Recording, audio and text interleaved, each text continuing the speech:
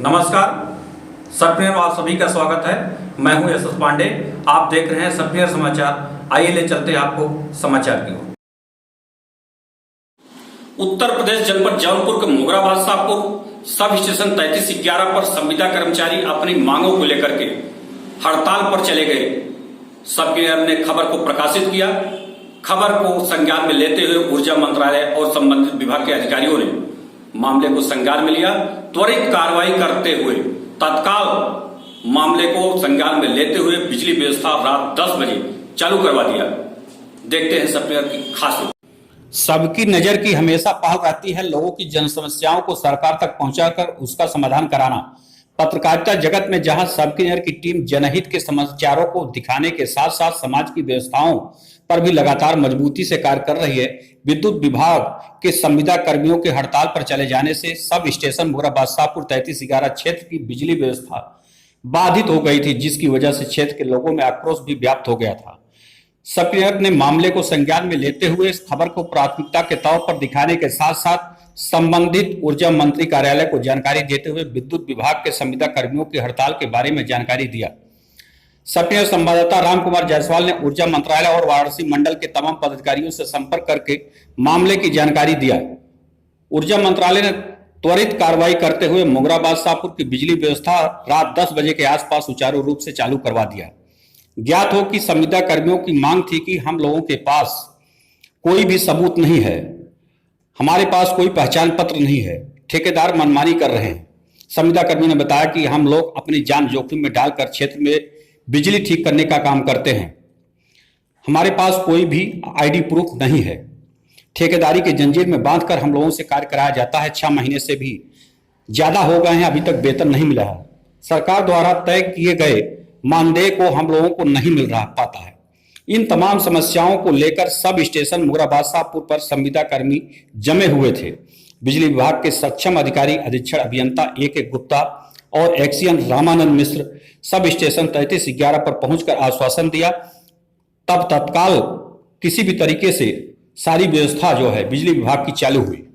उन्होंने कहा कि तत्काल कार्रवाई करके संविदा कर्मियों के वेतन को रिलीज करवाएंगे। रामकुमार जायसवाल, राकेश मौर्य, वीरेंद्र कुमार के साथ सबकी नजर की खास रिपोर्ट।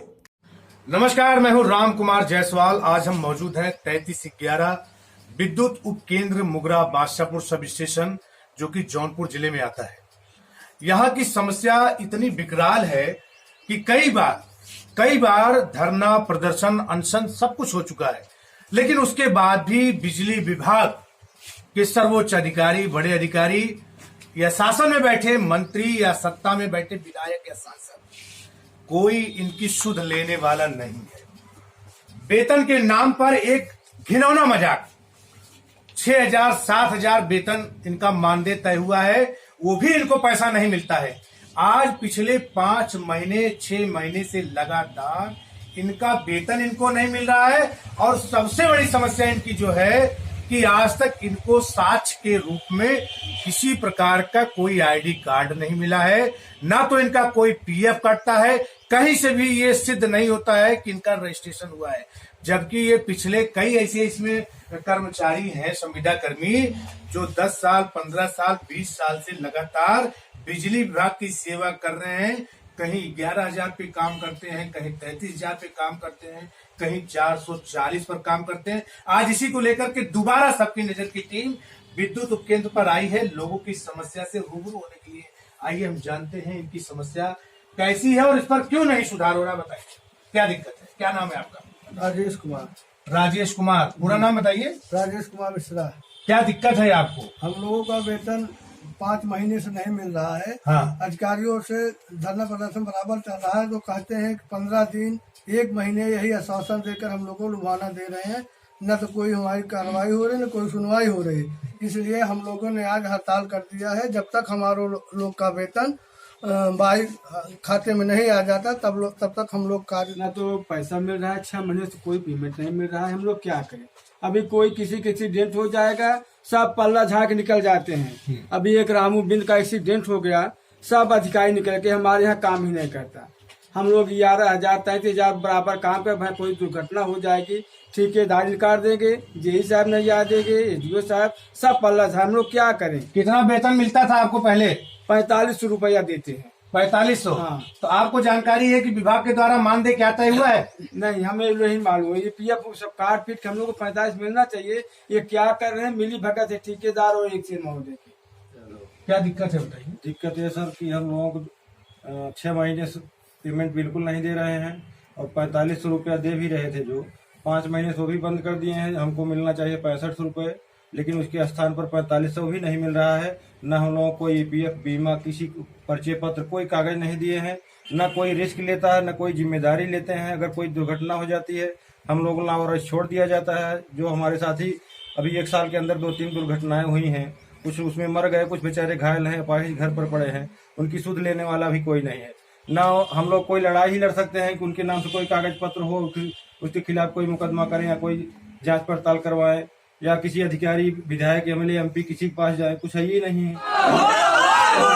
विद्युत विभाग मुर्दाबाद, ठेकेदार अधिकारी मुर्दाबाद, ठेकेदार अधिकारी मुर्दाबाद। हमारी मांगे पूरी हो, हमारी अभियंता साहब है, सुपरिटेंडेंट इंजीनियर। आइए उनसे बात करते हैं कि क्या दिक्कत है संविदा कर्मियों की कि उनकी समस्याओं का निस्तारण नहीं हो रहा है। सर बताइए क्या दिक्कत है कि संविदा कर्मियों का वेतन पिछले 6 महीने से रुका हुआ है?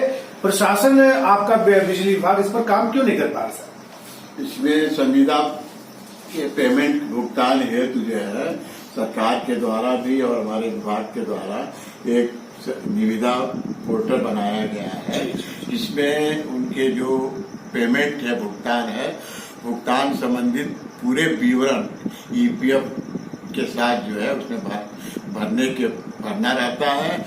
और उसको जब पूरा भरा जाएगा तो उसको जो अपलोड होने के बाद हमारा जो एमडी ऑफिस है उसको देखेगा और वेरीफाई करके तब पेमेंट रिलीज करता है। तो इसमें चूंकि ये पोर्टल नया है, इसको भरने की प्रोसेस जो है समझ के सब कुछ सभी कर्मचारियों को अकाउंट नंबर, फोन नंबर और जो ईपीएफ नंबर है, सारी चीजें इस समय अपलोड कर दी गई है। क्योंकि डिवीजन नया है तो इसमें कुछ प्रॉब्लम आ रही है कि ईपीएफ पोर्टल पर शो नहीं कर रहा है। इस संबंध में डायरेक्टर फाइनेंस और डायरेक्टर पीएनडी और भी कई लोगों से बात हुई है।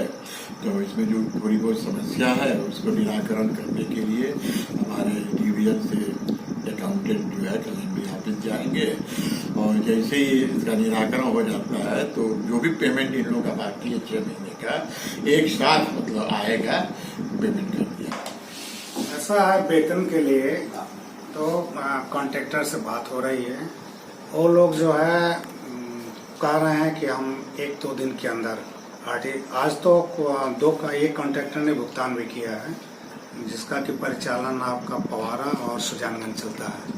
तो संविदा कर्मी ने भी कंफर्म किया कि नहीं, उसके अकाउंट में पैसा जितना मिलना चाहिए पूरे करेक्ट पैसे जो उसके अकाउंट में आए हैं। सुजानगंज वाले का क्योंकि बैंक का सर्वर लो चल रहा था तो कंफर्म नहीं हो पा रहा था, लेकिन कल तक हो सकता है अभी कंफर्म हो जाए। तो वहाँ के तो लोग जो है वापस चले गए, लेकिन अभी जो है एक कॉन्ट्रैक्टर हैं जो कि वादा किए हैं कि कल आरटीजीएस 1 महीने का करेंगे। इसके बाद हमारा सारी चीजें पोर्टल पर अपडेट हो गई हैं और प्रबंधन हमारा यही कह रहा है कि होली से पहले 2-3 दिन पहले जो है पूरा भुगतान करेंगे।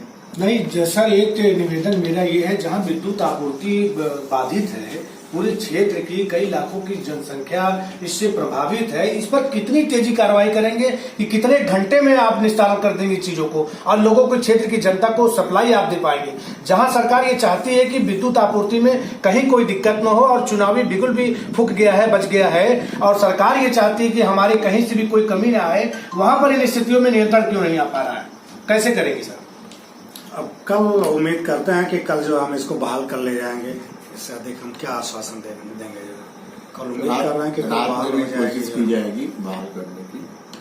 वो चीजों को अपने तरीके से बताने का काम करती है, समस्याएं वहीं की वहीं खड़ी पड़ी हुई है। चाहे वो संविदा कर्मियों के वेतन को लेकर के हो, चाहे व्यवस्थाओं को लेकर के हो, चाहे विद्युत वितरण को लेकर के हो।